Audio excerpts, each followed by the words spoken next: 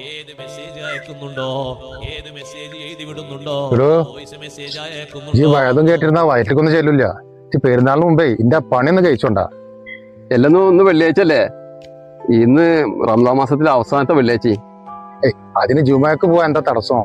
ഒരു മണിക്കൂർ മുമ്പ് ഒന്ന് കുളിച്ച് പൊതു കൊടുത്ത് പള്ളി പോണോ? എന്തെങ്കിലും ആവട്ടെ, ഈ പെരുന്നാളിന് മുമ്പേ ആ പണിയൊന്ന് തീർത്തായിരുന്നു. നാളെ തന്നെ വാട്ടാ. ഇക്ക 27 ഒന്നും ഞാൻ ഉണ്ടാവില്ലട്ടാ. അതെന്തേ? അതൊക്കെ പണിക്ക് വരുന്ന നെസ്റ്റാണേ. എന്ത് നഷ്ടം? പണിയെടുത്താ ഉടനെ കൂലിയാണ് തരുന്നുണ്ടല്ലോ. അതിലേറെ പൈസ കിട്ടും 27 ഒരു 10 വീട് കയറി ഇറങ്ങിയാല്.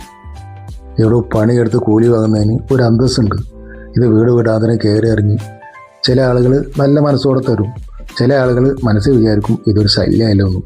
ചില ആളുകൾ ദേഷ്യപ്പെടും. ആളുകൾ പലതരല്ലേ. നിങ്ങൾ പറഞ്ഞൊക്കെ ശരി തന്നെയാണ്. ഡ്രസ്സ് എടുക്കാൻ തന്നെ വേണം ഒരു 16 രൂപ. പിന്നെ പെരുന്നാളായിട്ട് ഒരു ബിരിയാണി വെക്കണ്ടേ, പിന്നെ കുട്ടികളായിട്ടൊക്കെ ടൂറ് പോകണം. ചെലവ് തന്നെയാണ്.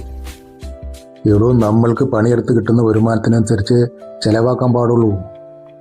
മറ്റുള്ളവരുടെ ആർഭാട ജീവിതം നോക്കി ചെലവാക്കിയാലേ പ്രയാസപ്പെടുള്ളൂ.